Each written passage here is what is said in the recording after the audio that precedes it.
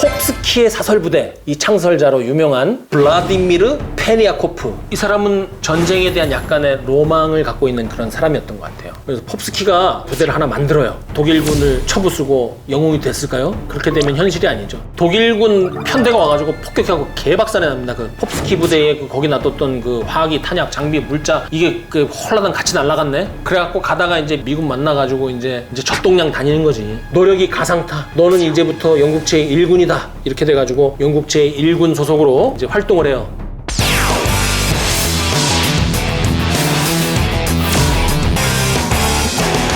이때부터 본격적으로 독일 롬멜 부대를 공격을 하기 위한 준비를 합니다. 그러면서 인근에 있는 독일군이 차지한 비행장 타격도 좀 하고 대공사격해서 독일군 전투기도 좀 격추를 시켰다고 그래요. 차량 행렬을 또 덮쳐가지고 독일군 기습도 하고 여러 가지 공격을 했다고 써 있는데, 이때는 북아프리카 전선에 독일군이 이제 거의 이제 힘이 없을 때예요. 영국군에 이제 쫓겨다니고 계속 이제 돌아다닐 때라고요. 그래서 엄밀하게 말하자면 그냥 몰려가가지고 주축국 부대들 잔당 있으면 때려잡는 이제 그런 수준이었다고 보면 됩니다. 그러다가 하늘도 이 홉스키의 처절한 노력을 가상하게 봤는지 기회를 줍니다. 근데 이 기회가 너무너무 좋은 기회를 줘요. 홉스키 부대가 이탈리아 일개 연대와 만납니다. 그러면 어떻게 됐을까요? 이탈리아 군대는 그들의 전통대로 도망친 인원 일부를 빼놓고 600명이 전원 항복을 해서 포로가 돼요. 홉스키 부대 한 건 한 거잖아요. 나름 이제 한 건 한 거예요. 600명을 포로로 잡았으니까. 이탈리아 군대는 뭐 할 말 한.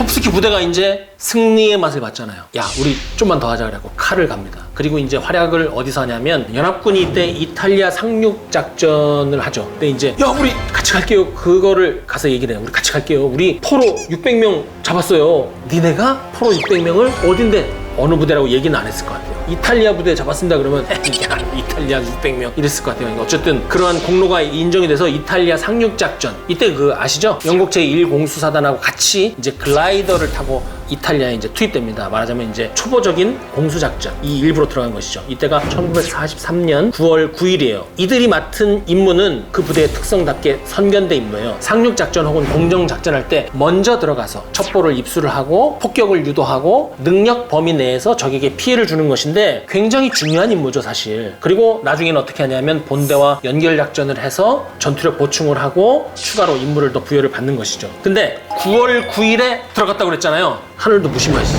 9월 7일에 무슨 일이 있었어요? 그러니까 이번엔 그 이탈리아 군대가 아니라 이탈리아는 나라가 특기를 발휘해서 항복 서명을 했잖아요. 김이 팍세긴 했지만 이탈리아 일대에는 아직도 독일군이 남아있잖아요. 그래서 이 홉스키 부대가 이 독일군을 찾아가서 독일군과 교전을 벌여서 그들을 타격을 하려고 했지. 그게 또 안 되네. 아무리 눈 씻고 찾아봐도 그 착륙한 일대 독일군이 없는 거예요. 이탈리아군을 마주쳐갖고 좀 싸워보려고 하면 항복하고, 오히려 이제 책에는 뭐라고 나와있냐면 이탈리아군이 와가지고 친근감을 표시하더랍니다. 그래갖고 홉스키 부대가 야, 이거 안 되겠다. 칼을 뽑았는데 정말 한번 휘둘러 봐야겠다 그래가지고 상급 부대에 보고를 해서 우리는 적진 깊숙이 들어가겠습니다 해가지고 내륙 쪽, 독일군 후방 쪽으로 깊이 침투를 하려고 계속 시도를 해요. 그래갖고 거기서 이제 적정 감시도 하고 독일군 이동로 보고도 하고 하면서 후방으로 계속 들어가려고 이렇게 해요. 그러다가 9월 만쯤에 갑자기 연합군 본대하고 합류를 해요. 그 중간에 무슨 일이 있었는지는 얘기가 없어요. 왜냐하면 남아있는 기록에 보면 독일군이 후퇴를 하면서 형성해 놓은 전선이 일정하게 있을 거 아니에요. 오합지졸이 돼가지고 질이 멸렬하게 하지 않았다고요. 거기를 지상 침투해서 들어가려고 하는데 틈이 없는 거야. 계속 트라이는 하는데 계속 발각되고 사격을 받는 거예요. 피해도 굉장히 많이 받아요. 그래서 연합군 본대하고 일단 합류를 한 겁니다. 상황이 여의치 않으니까 일단 정보를 얻고 재보급을 받으려고 합류한 것이겠죠. 그리고 시간은 흘러 11월 달이 됩니다. 이때까지 홉스키 부대가 가장 어려움을 겪었던 것은 싸우고 싶은데 못 싸운 것. 그 마음. 후방으로 침투하려고 하는데 그 틈이 없어서 계속해서 노력은 하는데 그것이 저지당하는 것. 그것이 계속 가슴에 남아있죠. 전시에 적지 후방으로 들어간다는 것은 굉장히 어려운 일입니다. 후방으로 그냥 쑥 들어가갖고 후방에서 이렇게 교란하면 될 것 같은데 어렵죠. 왜 어려울까요? 영화나 드라마에도 보면 이렇게 보다가 이렇게 정찰병 지나고 나면 이렇게 가잖아요. 그거는 영화나 드라마에 있는 일이고, 우리가 병력이 배치되어 있다고 할 때 머릿속에 우리도 모르게 일선형의 띠를 생각하잖아요. 근데 실제로는 그게 띠가 그렇게 됩니까? 그렇게 안 되죠. 적군의 그 수많은 부대가 일정한 지역의 벨트형으로, 그것도 2중, 3중으로 배치가 돼 있죠. 그러니까 그 잘못 들어가면 큰일 나는 거예요. 그거를 감수하고 들어가야지. 내가 죽는데? 내 부하가 죽는데? 그래서 들어갈 수가 없는 거예요. 그러니까 무턱대고 적진으로 들어갈 수 없으니 몇 번이나 시도했지만 안 되는 겁니다. 그거는 그렇게 표현하잖아요. 뱀 아가리에 머리통을 집어넣는 것이나 마찬가지다라고 하잖아요. 뱀 아가리에 머리통을 집어넣는 게 왜 위험하고 어려운 일이에요? 뱀 아가리에 거기에 어떻게 머리를 집어넣어? 그래서 어려운 거예요. 저는 그렇게 생각해요. 낙타가 바늘구멍을 통과하는 것과 같다. 그건 같은 말 아닐까요? 뜻이었나? 악어인가? 어쨌든 이때쯤 홉스키가 슬슬 걱정되기 시작하는 게 뭐겠어요? 이탈리아 들어가는데 당복했지, 독일군 후퇴하고 있지, 그리고 본격적으로 전쟁도 제대로 해보기 전에 부대가 해체될까봐 걱정을 하기 시작하는 거예요. 이 사람은 정말 싸우고 싶은 거예요. 중간에 몇 번 전과를 세우긴 했지만 부대가 빛나진 않았잖아요. 뭔가 왕건이를 하나 하고 싶은 거예요. 그래서 부대에 돌아다니면서 더 많은 지원자들을 오도록 지시를 해요. 그래갖고 몸집을 단기간에 3배 정도 불려갖고 이때 100명 정도 규모의 부대로 확장을 시켜요. 부대를 엄청 키운 거예요. 그리고 여러 분야의 전문가들을 부대로 모으는데 성공을 해요. 책에 나오지는 않았지만 이 사람이 원래 집에 좀 부가 있고 설탕 공장에서 엔지니어로 오래 있었다고 했잖아요. 사제를 써서 사람들을 좀 모았던 것 같아요. 이들은 또 재밌는 게 실력은 있는데 부대에서 인정받지 못했거나 전투를 더 하고 싶어하고 몸이 근질근질 거리는 사람들을 모았어요.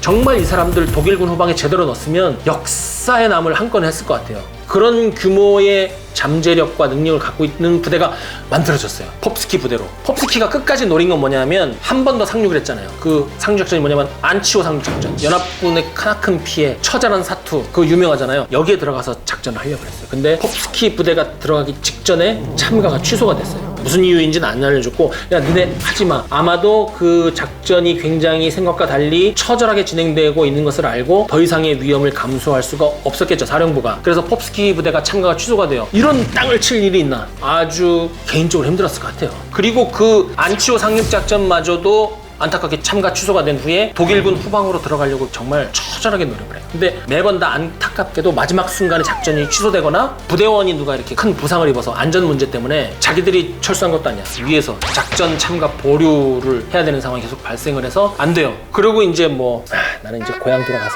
설탕 공장이나 만들어야겠다. 뽑기나 만들어서 애들에게 근데 전쟁 얘기나 해주면서 하면 홉스키가 아니죠. 이 사람이 또 어떻게 하냐면 이번에는 이탈리아 파르티잔이 있었어요. 저항 세력이 독일군하고 이탈리아 그 전체주의에 저항하는 파르티잔 세력, 빨치산이라고도 하고 자유 게릴라라고도 하잖아요. 얘들하고 또 친해졌네. 그래가지고 허영허제를 맺어가지고 얘들하고 이제 같이 독일군 후방으로 들어갈 수 있는 루트를 이제 연구를 해요. 거기 살던 사람이니까. 그래갖고 이탈리아는 때로 몰려다니는 거 좋아하나 봐요.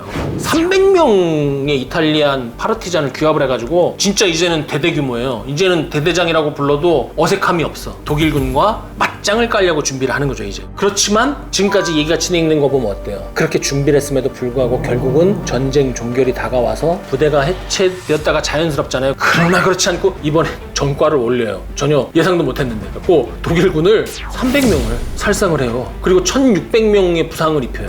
야, 읽다가 저는 깜짝 놀랐어요. 저는 이렇게 하다가 그리고 그는 결국은 전장에 나가보지 못한 채 고향으로 돌아가서 뽑기 아저씨가 됐습니다. 이럴 줄 알았는데 그 전장을 완전히 뒤집을 만한 그런 전과를 올리고 그 독일군에게 피해 입힌 것보다 독일군 물자를 파괴를 하고 석유를 불태우고 이런 그 작전 지속 능력을 파괴하는데 굉장히 큰 공적을 세웠대요. 그리고 나서 이제 가속도가 붙었잖아요. 그래서 11월 1일부터는 이탈리아의 가리발디 여단이라고 있어요. 이 가리발디 여단하고 합류해가지고 독일군을 이제 공격을 해요. 그래서 이제 이탈리아의 그 숲 있잖아요. 숲 이런데 험지, 산지 이런데 숨어가지고 독일군을 계속해서 괴롭히고 공격하고 전투력을 약화시키고 보급 기지를 파괴하고 이런 것을 하는데 영국군이 준 찝차를 타고 신출 귀몰을 하는 거죠. 이게 전쟁이 지속되면 뭔가 기괴한 모습으로 바뀌어요. 옛날에 그 대학 다닐 때 많이 했거든요. 건설 현장 나가면 희한한 도구 자기가 만들어갖고 차고 다니는 그 아저씨들 있어요. 희한한 자기만의 그 기구. 찝차가 그렇게 변해요. 막 캐레바 50 하고 30을 반 고정으로 찝차 못 굴러갈 정도로. 그리고 거기다 기관총, 바추카포, 또 뭐 박격포까지 갖고 다니네. 이런 적을 기습 타격할 수 있도록 준비했다고 하는데 이건 뭐 짜세 나오도록 이렇게 한 것 같아요. 또 독일군에게 포위되면 도망갈 수 있도록 여기 발연기 알죠? 이거 연기 그 연료 조금 넣어갖고 붕 하면 그 나오는 거 방구차 같은 거 그거 달고 다녔다고 그래요. 자, 그러니까 여기까지 어떠세요? 진짜 그 한편의 드라마죠. 게임 스토리 이렇게 보는 것 같아요. 모험을 하면서 스킬을 얻고 경험치를 얻으면서 너 나의 동료가 되라. 크루가 늘어가는 그 모험물, 성장물의 애니메이션 보는 것 같죠. 그리고 이제 그들은 왕으로부터 영지를 하사받아 현명한 군주가 되어 백성들과 함께 영원토록 그럴 것 같지만 안 끝나요. 작전을 하나 더 해요. 사실은 이 작전에서 굉장히 유명세를 얻은 거예요. 때는 1944년 12월입니다. 여전히 pop스키 부대는 적정을 탐지하고 첩보를 영국군에게 보내면서 독일군하고 싸울 기회만을 계속 노리고 있었어요. 그런데 어느 날 소식이 들려와요. 영국 제27여단이 명예와 전투력이 드높은 여단이 독일군으로부터 테러를 차단당하고 협공을 당하고 있다는 소식을 들어요. 출동을 하죠. 그리고 가다가 보니까 지금 막 포위돼갖고 전멸되기 직전이래. 그래갖고 지금 상황은 기댈 데가 없는 거예요. 가까운데 부대도 없고. 그러니까 이 찝차로 가갖고 이 pop스키 부대가 바깥으로부터 적진을 뚫고 들어가서 테러를 확보를 해야 되는 상황인 거예요. 이건 뭐 거의 자살 공격이죠. 이거 정말 미션 임파서블이에요. 이 역할을 pop스키가 처여쇼 해가지고 자기 찝차 부대 끌고 들어가갖고 수행합니다. 이때 이제 찝차가 이때는 이제 불어나가고 10대 정도 됐어요. 그래서 외곽으로부터 독일군의 포위망을 강제 진입 작전을 하는 거예요. 그냥 맞고 가는 거야 이때는. 그래갖고 좀 피해를 입죠. 그렇구나. 그 어려운 작전이니까 포위망을 뚫고 들어가서 피해를 입었겠구나. 우리는 이렇게 생각할 수 있는데 우리가 항상 그거 얘기하잖아요. 구체적인 상황을 보면 달라진다고 느낌이. pop스키가 한 팔이 날아가 버려요. 독일군 총을 맞고 왼쪽 팔이 날아가. 부상의 정도가 심해가지고 바로 거기서 영국 본토로 후송이 될 정도로 날아간다고요. 그러니까 정말 목숨을 건다는 게 어떤 것인지 패부에 와닿지 않아요? 그래갖고 지휘관이 중상으로 후송돼갖고 이 pop스키 부대가 전의가 완전히 상실되고 거기서 다 뿔뿔이 흩어졌을 것 같으세요? 아니지. 이 부대가 그래서 유명해지는 거예요. 지휘관이 그렇게 팔이 날아가고 했는데도 똘똘 뭉쳐서 싸우는 거예요. 그래갖고 연합군이 올 때까지 버텨요. 그리고 독일군이 도망치겠죠? 그래갖고 추격 및 전과 확대 거기까지 쫓아가요. 그래갖고 공적을 세웁니다. 우리 지휘관의 팔을 가져가? 니네는 팔다리 다 내놔야 되겠어? 이러면서 이제 주장하는 거죠. 그래갖고 영국군하고 합동작전으로 독일군 포로를 또 잡아요. 몇 명 정도 잡았을 것 같으세요? 아까 600명이었으니까 딱 때리면 한번 2배 정도? 1335명의 독일군을 생포를 해요. 아 그래 뭐 이탈리아군 600명 잡았다고 하고 독일군 퇴각하니까 1300명. 여러분 독일군이 누굽니까? 그런 거 항복할 애들이 아니잖아요. 이거는 대단한 거죠. 그만큼 잘 싸운 거예요. 그리고 이제 pop스키는 영국에서 이 소식을 듣고 부대원들이 나의 소원을 대신 이루어줬구나 하고 영국에서 이제 편안한 자신의 삶으로 돌아가서 설탕 공장을 인수할 준비를 할 사람이 아니죠. 무섭게 보이는 의수를 끼고 끼자마자 다시 날라와요. 회복 안 하고. 왜? 부대원들과 함께 독일의 항복 뉴스를 들으려고. 그래갖고 그때 이제 알프스로 갑니다. 알프스에서 같이 모여서 독일군의 항복 뉴스를 들음으로써 36개월간의 pop스키 대장정이 끝나는 것이죠. 저는 이 블라디미르 페니아코프라는 한 인간, 그리고 그가 만든 pop스키 부대로부터 전쟁 영웅으로 보여지는 게 아니라 우리 평범한 사람들이 인생에 참조할 만한 어떤 교훈을 많이 느꼈어요. 우리 대부분은 사실 보통의 평범한 사람들이잖아요. 저만 해도 뭐 평안하게 잘 있다가 누가 뭐 싫은 소리 한마디만 하면 며칠 동안 신경질 나고 그러거든요.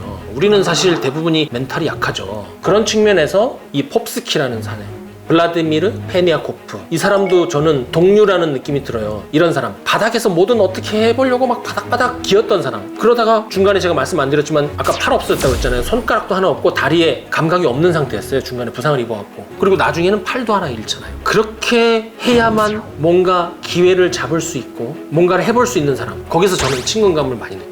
거칠지만 저는 이렇게 정리하고 싶어요. 첫 번째, 기회는 오는 것이 아니라 내가 가서 잡는 것이다. 우리는 살면서 기회라는 게 온다고 생각하는 경우가 많은 것 같아요. 근데 기회, 행운 이런 거는 되게 어딘가 멀리 떨어진 곳에 힘겹게 내가 가서 만나는 경우가 많은 거예요. pop스키처럼 부대 창설을 자기가 했잖아요. 부대 창설을 내가 했는데도 안 내보내줘. 내가 싸우겠다는데 백방으로 돌아다니면서 무기와 탄약 구해가지고 내 새끼들 나눠주고 지휘관 만나러 다니면서 내가 전쟁을 해야 됩니다 돌아다니고, 그거를 계속 해야 되는 거죠. 제가 느낀 거 두 번째, 3할 타자도 타석에 10번 나와가지고 7번 아웃당하고 3번 안타 치는 거예요. 그게 앞에 3번 안타 치면 좋지. 근데 7번 아웃당하고 끝에 3번 안타 치면 첫 번째 안타 칠 때까지는 빵할 타자예요. 그런 사람들이 있어요. 모든 걸 내가 잘해야 한다, 남들이 날 처음부터 인정해줘야 된다, 착각하는 거죠. 그거는 착각인 것 같아요. 그러다 보면 잘할 수 있는 것도 도리어 못하게 되지 않아요? 막 신경도 날카로워지고 주변과 잘 융화도 안 되고. 그렇게까지 안 해도 되는데 그냥 내가 잘하는 거 열심히 하면 되고 남들이 알아주는 거 상관없이 꼭 해야 되는 거 그거만 하면 되는데 온갖 거 잡고 다 신경 쓰다가 정작 중요한 걸 놓치는 경우가 많습니다. pop스키는 그렇게 안 했죠. 한번 부대를 보세요. 얼마나 많은 시행착오가 있었고 작전 취소가 있었으며 그 과정에서 실패,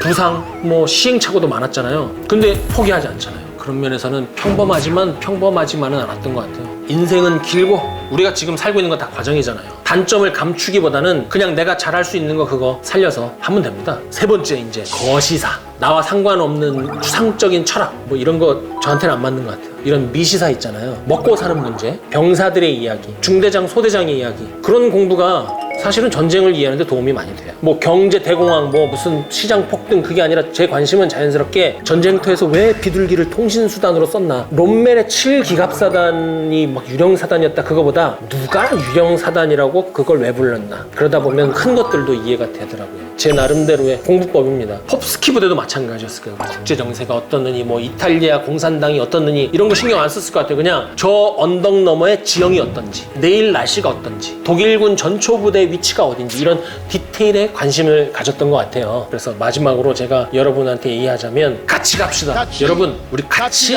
디테일에서 합시다. 이 얘기를 끝으로 홉스키 부대 얘기 마치도록 하겠습니다.